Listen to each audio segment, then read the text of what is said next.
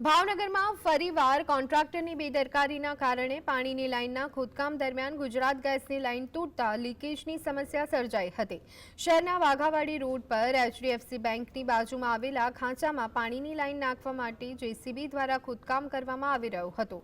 તે સમયે ગુજરાત ગેસની પાઇપલાઇન તૂટતા ગેસ લીકેજ થતાં નાસભાગ મચી હતી। જો કે ફાયર વિભાગની ટીમ ઘટના સ્થળે પહોંચી હતી, ગેસના સપ્લાયને બંધ કર્યું અને આગ પર કાબુ મેળવ્યો હતો। આ દુર્ઘટનામાં કોઈ પણ પ્રકારની જાનહાનિ થઈ નથી।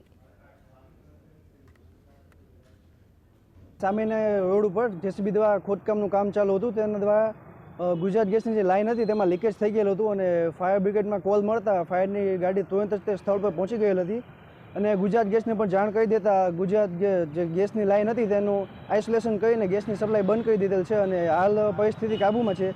કોઈ પણ જાનહાનિ કે ઈજા થયેલ નથી અને કોઈ પણ કે પાણીની લાઇનનું ખોદકામ ચાલુ હતું તેના દ્વારા વચ્ચે જે ગેસની લાઇન હતી તે ડેમેજ થઈ ગઈ હતી અને ગેસનું લીકેજ થઈ ગયું હતું।